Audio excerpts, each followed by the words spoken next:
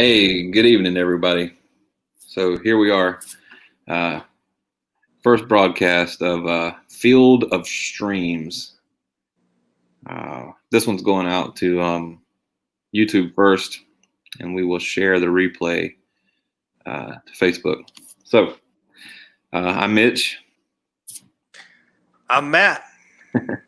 And we are the tortured souls who have chosen Georgia Bulldogs as our team. Well, welcome to the show, everybody. This is the inaugural broadcast. As Mitch mentioned, we are Georgia Bulldogs. I think we want to mention right out of the gate, this show is going to be Georgia-centric, SEC-centric, but don't worry about it. Big Ten fans, Pac-12 fans, Big 12 fans, as it grows, and we get our sea legs. We got you. We are college football fans at large, although we are partial to the SEC, and certainly we are fans of Georgia specifically. We At least Matt and I are. The game at large, yeah. And tonight we're going to kick this thing off, and we think we got something to say that's got some value to the college football community, and so we've decided to pull the trigger and bring our message to you. Speaking of pulling the trigger, should we just jump right in and talk about BAMA and Georgia, or do we want to talk specifically about Mr. Bennett? I want to talk about both those things. But first, let's just introduce ourselves. My name's Matt. I'm born in South Georgia, born and raised, Valdosta, Georgia, to be specific, the winningest high school football program in the nation.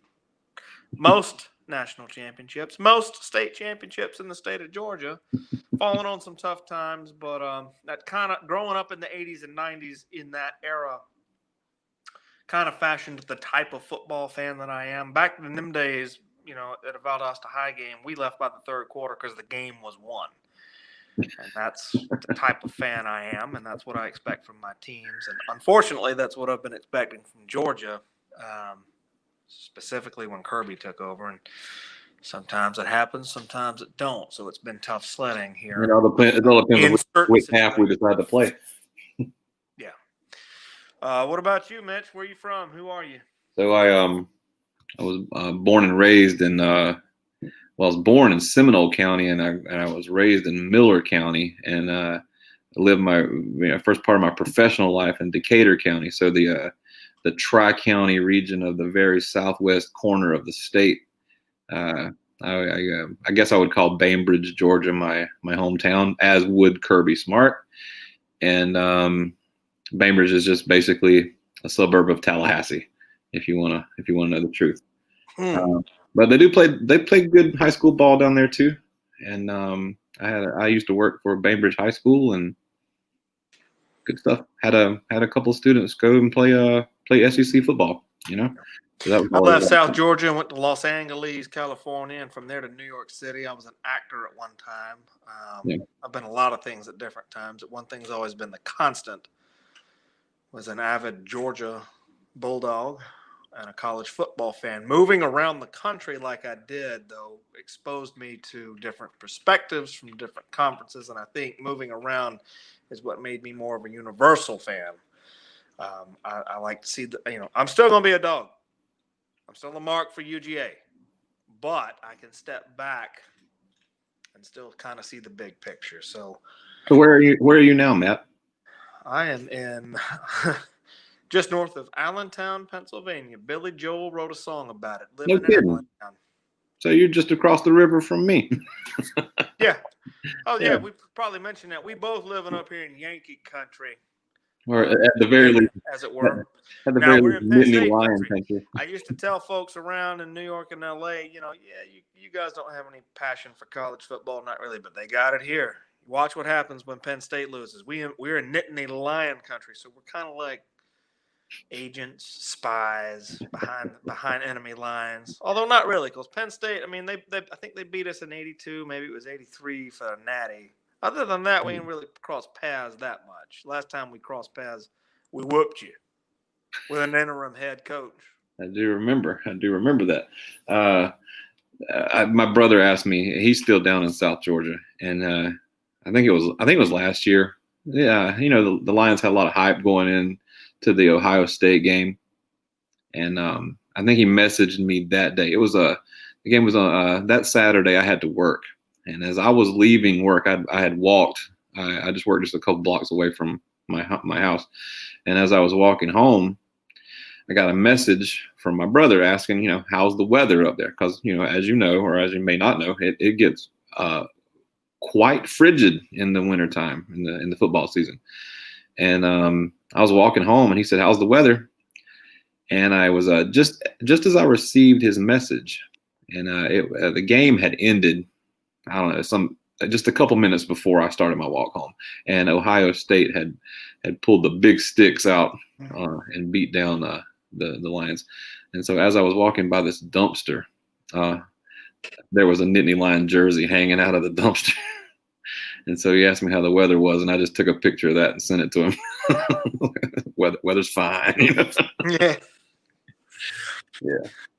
And again, for those, folks, if you check this show out, and you're from, you Big 12, Big 10, Pac-12, we got you. I mean, we're not going to push y'all aside, but this will be SEC centric and Georgia centric, but at least between Mitch and I. The idea is we're going to have fans from each SEC team in pairs to put a spotlight on that team, to analyze what happened the week before, give predictions on what's coming up. And there's going to be a little trash talk on this channel, because trash talk, we think, is intrinsic in college football. I'd say 95% of college football fans don't want to sit down at the bar and have a few drinks and talk X's and O's. They just want to rile each other up.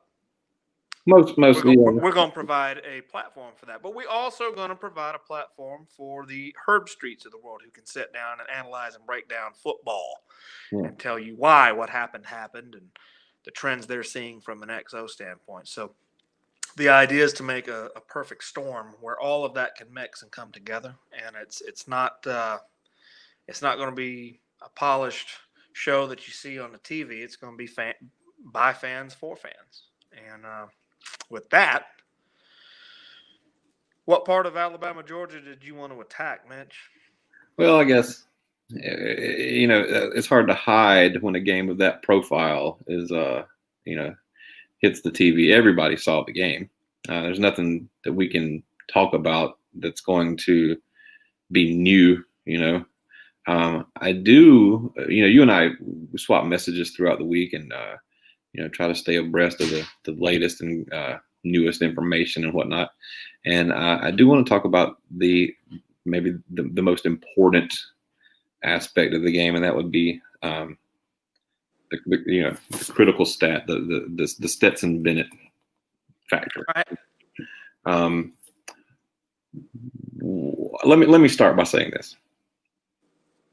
A couple of weeks before the season began, if somebody had said, "Hey, can you give me a depth chart of your of your quarterbacks?" it would have looked like this. It would have had Jamie Newman's name on top, followed by USC transfer JT Daniels, 5-star transfer JT Daniels, followed by Dwan Mathis, 4-star from Ohio State, followed by freshman Carson Beck from Mr. Football in high school. Mr. Florida football. Yeah. 4-star also, right? And then on in 5th place on the depth chart would have been the mailman, Stetson Bennett, lifetime backup. Look, I'm not here to rag on Stetson. The thing is that we had these expectations going into the season, and Newman up and flew the coop. Then maybe he thought that JT Daniels was going to take his job. Maybe he thought he couldn't overcome that hurdle. Maybe, we don't know. Maybe it was COVID related. We don't know. That was his reason he gave. But he decided that playing football for Georgia was not the thing he wanted to do, and so he's not doing it. And so there you go. Strike off your number one. And then your number two winds up with a little banged up knee, right? So you strike him off too. So now you're down to Mathis, Beck, and Bennett. Well, the word we keep hearing is that Beck is having some freshman struggles trying to grasp the offensive intricacies, et cetera, et cetera. And so they've decided not to put as much focus on him. And maybe he's fallen by the wayside for the time being. Maybe that will fix itself or whatever. Maybe he just needs to grow. But it looked like DeJuan Mathis was the solid and entrenched guy until about halfway through the first quarter versus Arkansas. And he looked like he'd never seen a football in his entire life. And guy couldn't do anything. He couldn't complete a pass, couldn't, bad snaps, just generally terrible play. And after about 6 possessions of that game, the option was number 5 on the depth chart, Stetson Bennett. Now, Stetson came in and we won the ball game. And then we played Auburn the next week. We didn't have time to rest on our laurels. Just immediately, let's play our arch nemesis, the vaunted Auburn Tigers, right? We rolled them badly. I'm sorry. Stetson carried the torch. Vaunted. Well, okay. Stetson, at least, at that time, Auburn was what they were ranked like they was in the top 10. I can tell you that. 6 or 7, something like that. The fan base talking a whole lot of noise. I'm just saying. I just want to point that out. But they didn't look so vaunted. We had Bo Nix running Y'all for his lost to a walk-on. Yeah, really. And then we get ranked. What is it? Tennessee's ranked, Auburn's ranked. Back to back weeks. Oh boy, Georgia's playing as much noise as Auburn talk. Tennessee came in here with this size. Look, see that? See that? That's how big that Tennessee stand's mouth was. Once again, a walk-on said. Yeah, Tennessee. They were made to look poor. let's say that they were left wanting. But yeah, so Georgia had ranked opponent, followed by another ranked opponent, followed by Alabama, who was of course a ranked opponent, and I think that a lot of people had bought into the feel-good story, the feel-good aspect of Stetson Bennett. I mean, don't get me wrong, it is a feel-good story. The dude's number 5 on the depth chart, and all of a sudden he's the guy. He's driving the plane. You know what I mean? It's hard not to root for a dude like that. Even my brother, the Clemson fan, will text me during the game as soon as Stetson does something good. He'll text me and say, "Yeah, I told you, you guys had him last year." And this kind of mess. And I'm like, shut up and go comb Trevor Lawrence's hair. So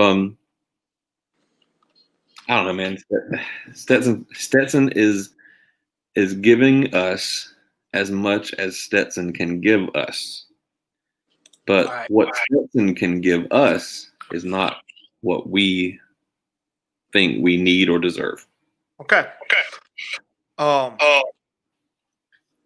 Stetson Bennett is not going to win a national championship.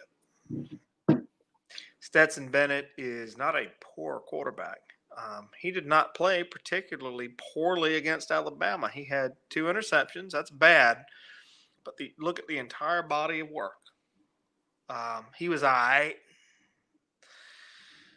He is simply not elite, and that's what you're going to have to beat the teams like Alabama, Clemson, and we'll see about Ohio State, okay? If you look at Alabama and the teams they've lost to, let's just say the last, 5-6 years. I mean, that's a club that includes Deshaun Watson, Trevor Lawrence, who else? Joe Burrow.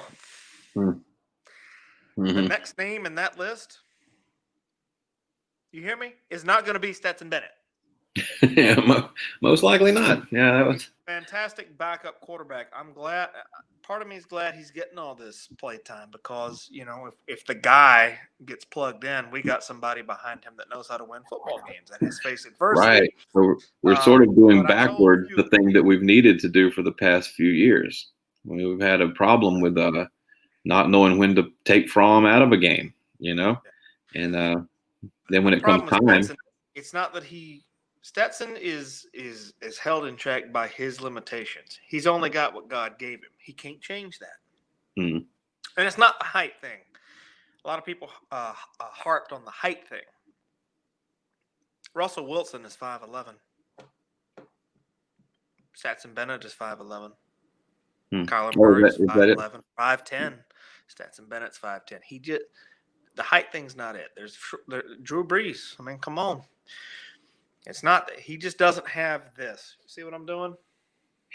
See that? Yeah. He can't do it. What frustrated me more was that there are plays where he does do it. Well, this guy, Stetson Bennett, missed. We had a touchdown. There was 6. Darnell Washington was good for 6, and he missed Darnell Washington. For those of you who are not familiar, Darnell Washington has a wingspan of a garage, and he has a wingspan of the USS Enterprise. If you can't hit Darnell Washington, you have a problem. That's one that he missed. He missed another touchdown when same play I think they'd run earlier. James Cook was, when I say wide open, I'm talking about like the gates were open, pushed back, the bolts came off the center. I mean, James Cook could have just caught the ball and walked into the end zone. You're talking about the play where Cook went to the sideline and nobody went with him. Nobody there. That's 14 points. Now we lost by 17. We lost by 17. If we had a quarterback who could see that or make that, might have been a different game. I'm not going else for you, Matt. Listen, I went on the bandwagon of harping on Bennett, and Bennett's this and Bennett's that. Bennett's not bad. Bennett is what he is. He is the ultimate backup quarterback for us. Yeah. If we were up by 10 and, our number one guy goes down or gets the helmet knocked off or, not injured where he's carted off, but he's just hurt. He needs a minute. I want Stetson Bennett out there because this dude has proven he can manage an offense and win games. Yeah. If you're going to beat Nick Saban, if you're going to beat Dabo Swinney, apparently if you're going to beat Ryan Day, you're going to have a quarterback who can drop them dimes like Field, like Lawrence, like Deshaun Watson, like Tua, like Mac Jones. I'm going to go ahead and throw his name in that group. Mac Jones is legit. Stetson Bennett doesn't have that. So we will probably win the East. I project us to win the East. That's where it's going to stop this year unless something changes. But I had this thought today, Mitch. If you plug JT Daniels in against Kentucky, we're now getting to the point of the season where he may not have had enough game time experience to be the magic man. Right. I think he should have gone in at Auburn. He ain't taken a meaningful snap of football since the first game of the year last year against Fresno State. Right. He's never played against plane landed. He can't adjust speed on the fly. JT Daniels got the tools. You got to have the reps. Right. Yeah. I think it was a mistake to not put him in. Now, you could also say, Kirby knows something we don't know. Medically cleared means you can go out there and be tackled and not die. It doesn't mean you can't go out there and be tackled and not screw your knee up again. So, maybe I'm hoping that it's a situation where Kirby knows something I don't know, and it's not a situation where what it looks like over the past few years where Kirby's just hard-headed. I mean, I've said it millions of times. I mean, the things that Kirby Smart does well, he does very well. He is the best recruiter in the country. He is a defensive mastermind, a genius, right? But he plays offense like it's 2009. He's still trying to just drag people down in the mud and bludgeon them to death. That's a great point. He wants to win like it's 2009, where the final score is going to be 13-5, and you had 180 yards of total offense between two teams. Mm-hmm. And it's a slugfest. Well, the game ain't that anymore. He came in as our head coach at the tail end of that, if you remember, because it was still kind of that way for Alabama until like the early 2010s. Well, let's see. When did When did Lincoln Riley take over at Oklahoma? Boy, if you hadn't asked me, I could have told you. About that time. I mean, the reason I use that as a marker is because really Lincoln Riley was the one. And he hasn't had the tools to enact this grand scheme, but he's the one who figured out, hey, man, you win this game by scoring points. And Oklahoma will score a heck of a lot of points. Now, Oklahoma ain't tackled a soul yet, you know. But you In the look at their last decade, I think they're 0-3,000 on tackles. Yeah, yeah, but they will outscore you, you know, and that's the way they win ball. That's the way. They That's the way navigate you the win Big ball 12 games. like that comfortably. Yeah, yeah. If you and I can talk about it and say it, I don't understand why the highest paid state employees in some of these states can't figure it out. Have an Oklahoma offense and a Georgia defense. There. You'll never lose a game. You'll never lose a game. Right, exactly. Mail the trophy. You will become like an immortal statue of winning forever. If you have Oklahoma offensive philosophy, Georgia defensive philosophy, why can that not happen? There's got to be a reason, and it's a reason that's beyond us, because otherwise everybody would be trying to do it. Well, there's only a couple teams out there that have come close, and those are Clemson and Alabama. Alabama's offense. Mention those two because I've told you this. That's all good and fine for those fan bases. And Alabama fans and Clemson fans, listen, you are what you are. Nobody can take anything away. But in the big picture, for college football at large, it is not healthy for there to only be really two teams, maybe three, that you're going to see in the postseason. Interest is going to dwindle, and therefore revenue will dwindle. And then the sport that we all love may change in a negative way down the road. So although it is intrinsic in college football fans to, hey, good for me, but not for thee. That's just the thing. You do kind of need, like I was able to do, loosen up and say, man, I bleed red and black, Georgia Bulldogs, this, that, and the other. But it's all right sometimes if, like, Oklahoma State does good or But you need the Utah. Oregon does good. You need some teams to, like, creep in there and generate some interest nationally. Otherwise, those fan bases who are already not diehard passionate like we are in the South are going to be like, whatever. You know what would be great, Matt, is if Texas was actually back. If USC wasn't just garbage. USC is just despicably bad the past couple of years. Yeah, man. Teams like Utah, for example, last year, rising up and making a showing. I mean, that's good and all, you know. But are you prepared to say that it might not be a bad thing if Florida State came back? Oh, for sure. Florida State doesn't belong where they are right now. And they've been there for a long time, and you and I both know that they're probably going to continue to be there for some time. I'll be honest with you. I was pulling for Miami to beat Clemson because I'm ready for the U to come back and at least shake things up in the ACC. Because right now, the ACC is a one-team conference. Pull my finger in here real quick so you can see it. One team. You got one team in the ACC. The rest of them are cannon fodder.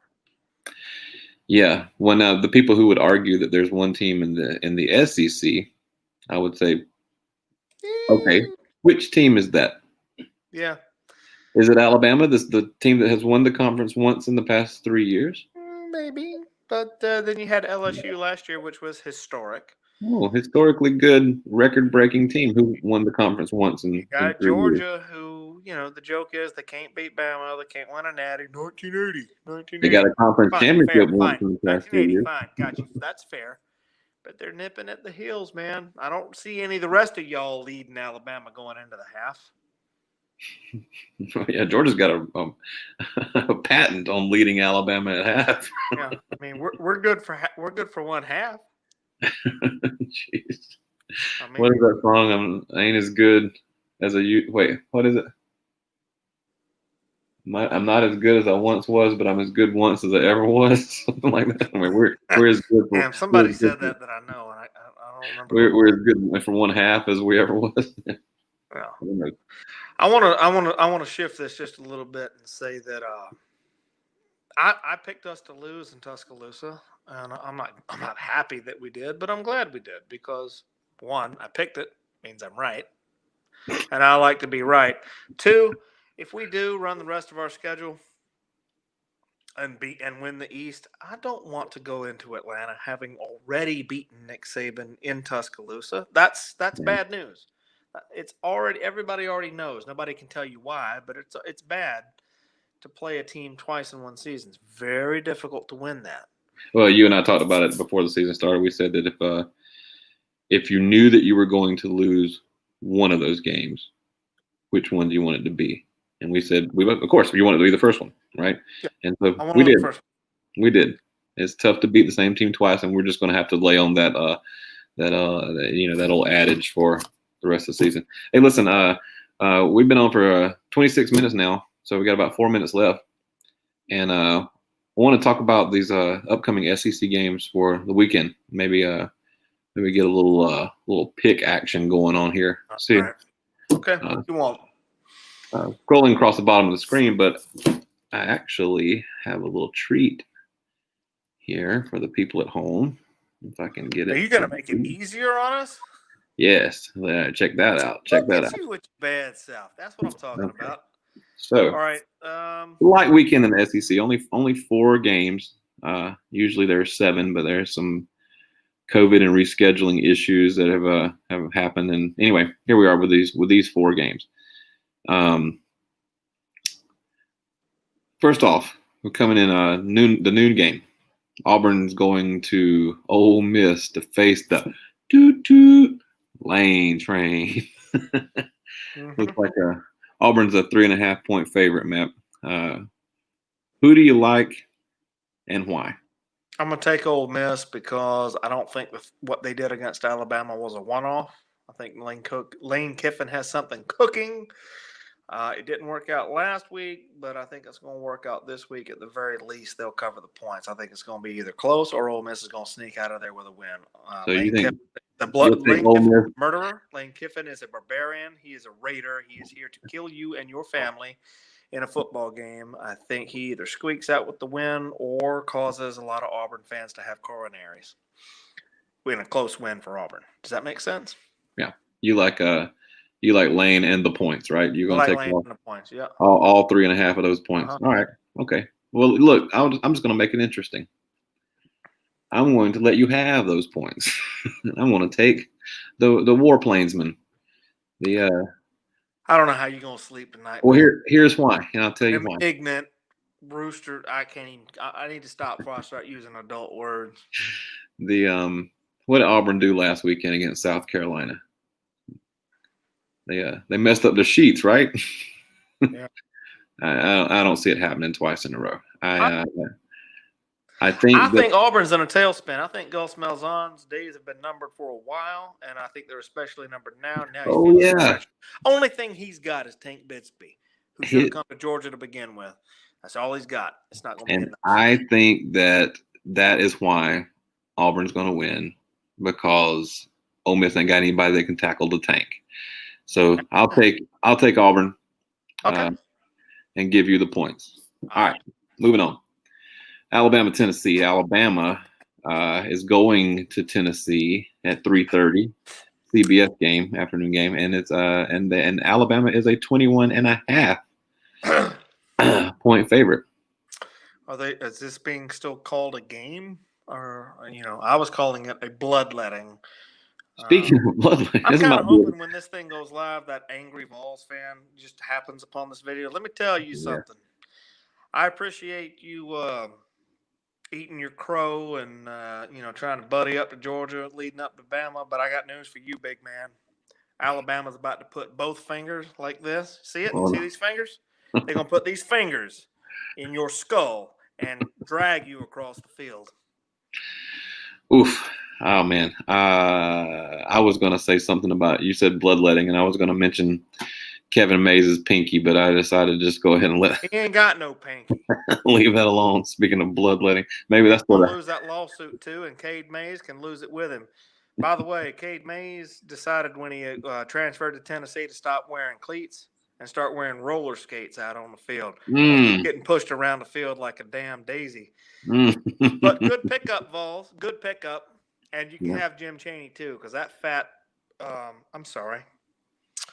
That full-sized man was the best thing that ever happened to y'all. Keep Jeremy Pruitt, please, for the next decade, so we can whoop y'all's ass for Jarrett Garantano's got a few more picks to throw while he's there. All right, so I'm taking Alabama. I'm taking Alabama by a lot more than 21. You can have all 21 and a half of those points. I'm taking Bama. Yep. All right, moving on. Hey, I like this game here. Kentucky versus Missouri. Kentucky's going to Missouri. This one's I don't know. I'm stumped. It's interesting. They're both. Kentucky's a 5.5 point favorite on the road. At Missouri, yeah. I'm gonna go with Kentucky because I want them to look as good as they can when we beat them the next week. Mm-hmm. Mm-hmm. And I think they can do it, man. I think Kentucky, that week 1 they played Auburn. They pushed Auburn to the brink. And Kentucky keeps getting better every year in nominal places around their squad. They do. I think Kentucky's going to pull this one out. Kentucky used to be awful, and then Kentucky was cute, and then Kentucky was admirable. Yeah. And now Kentucky's starting to look like they might try to grow some teeth. Yeah, and I think they're going to sink the baby teeth they got into Missouri. Now let me ask you a question. What does Missouri do offensively? I can tell you. I wouldn't try to throw it too much. Kentucky has like 9. If I'm wrong, correct me, but I believe I read Kentucky's got 9 interceptions in the last 2 games. 10. Okay. They had they had try to run the ball, or if you're going to throw, make sure it's make sure it's not trying to get past this defense, because whatever they're doing on the back end, they are feasting. And does Missouri have the typical Missouri stud quarterback that they usually have this year? I wouldn't say stud. I think the kid can throw it, but I wouldn't. He's not a Drew Lock. He's not one of these big arm. I would not do the typical Missouri thing and live by the sword, because if you do that, you're going to die by the sword. Kentucky's playing defense. I'm taking Kentucky on this one. Unfortunately, that's all that Missouri can do, and Kentucky will growl. A Wildcat will growl. I'll take Kentucky as well, and the points. I'll give you the points. Yeah. All right, so we agree on 2. We're splitting hairs on the Auburn Ole Miss game.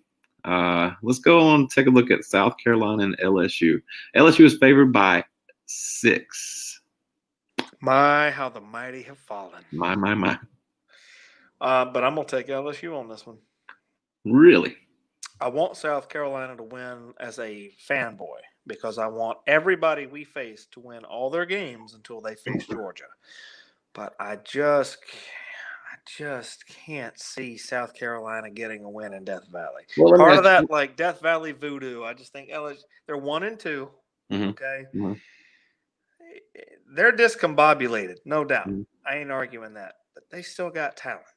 And I just don't know that South Carolina with Mike Bobo is going to go in there and beat them. I have a heart. It's like the same way I can't swallow that Stetson Bennett is our starting quarterback.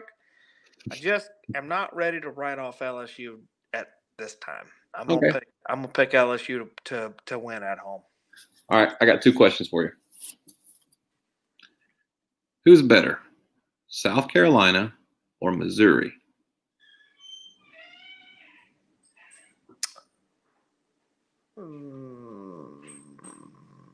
Off the top of my head, I'm gonna say South Carolina. Okay. Who's better, South Carolina or Mississippi State? South Carolina. Well, Mississippi State and Missouri already got them some wins against LSU. So I think South Carolina's good on a neutral field. But if you're going to give me South Carolina and 6 points, I might have to take them in Death Valley.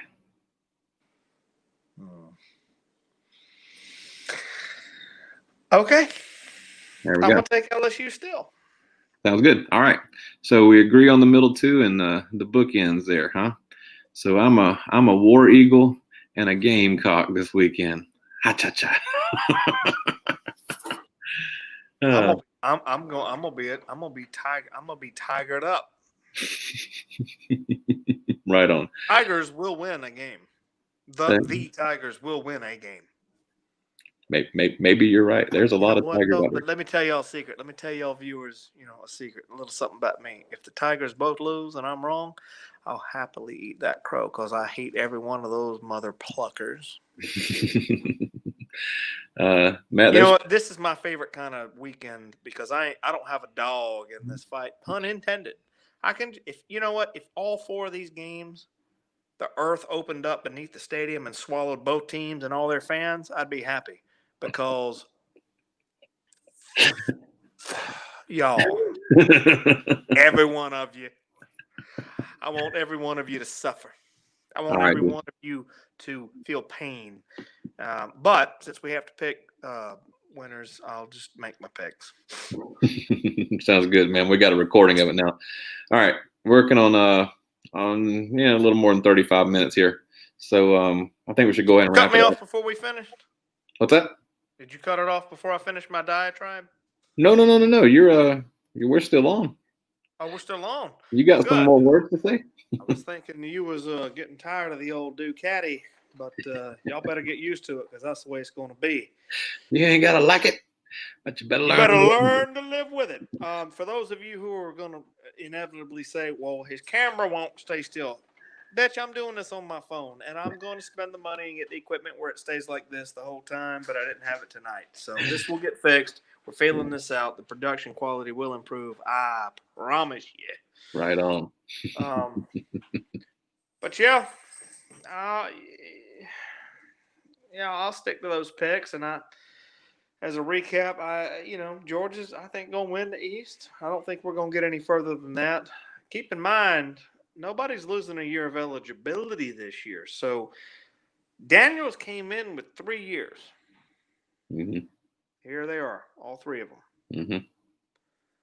He's going to have 4 now because this one don't count. And then you got Brock Vandegrift coming in. Both of them got arms. If all we need is a quarterback, we got one now. We're definitely going to have one next year. So even when Kirby makes his terrible decision next year, it won't be so bad because there'll be somebody there. I'm hoping. I mean, there's still a bitter taste in my mouth about the whole Justin Fields thing, and a lot of Georgia fans don't want to talk about it. I don't want to say nothing else about it. That's because you're scared. We screwed up. Kirby screwed up. I know we only got because of Kirby's stubbornness. Kirby said something a few weeks ago that Stetson was, kept working, never complained. His hold on, let me get his parents never called. I got news for you. That was a shot at Pablo Fields and the Fields family, talking about how come our generational talent son ain't playing. Mm-hmm. And I think what they did was annoy and piss off Kirby. I got no proof. I don't know that this happened, but I believe it happened because there's no other way to explain why Fields never saw the field when he was with us, other than his bad attitude, which we have definitive proof on tape, and that his parents were, being a little over the top. And once you annoy Kirby, the hard-headedness sets in. He says, you might be the physical phenom, but I'm going to teach you a lesson.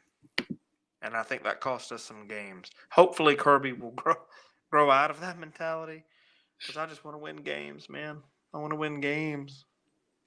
If we win a natty, if we sneak a natty in, what happens to the 1980 crowd? What do they have to fall on then? I don't know, man. I got a T-shirt that says 1980 on it. I'd have to get a new T-shirt. Not you though, like the ones who use it against us. No, I know. What do you have to fall on at that point? If Georgia were to magically sneak in and just like squeak a national championship out this year, what would be the next horse shit I don't know. jab? You got nothing. I don't know, but I'd love to find out. I would love to find out too, and I'd love to be wrong about certain things regarding the Georgia football program. I will gladly eat my crow, but I am never wrong. Therefore, I'm just going to have to suffer. I'm going to have to suffer with the rest of you. All right, Matt. It's bedtime. Let's get this thing out. You folks, good luck this weekend. Everybody stay safe. Can't wait to see some other streams. And, yeah, man. It's exciting stuff for the fans, by the fans. I don't know how to explain. Leave us a comment. Leave us share this video. Let us know what you think about this. What you'd like to do. Bad, good, indifferent. Cuss us out. Type 1980 over and over. I don't care. Whatever, But all right. I'm out, Matt. Nice talking with you. And we'll do it again. Yeah, every week. Tune in, and we look forward to seeing y'all next time. All right. Peace.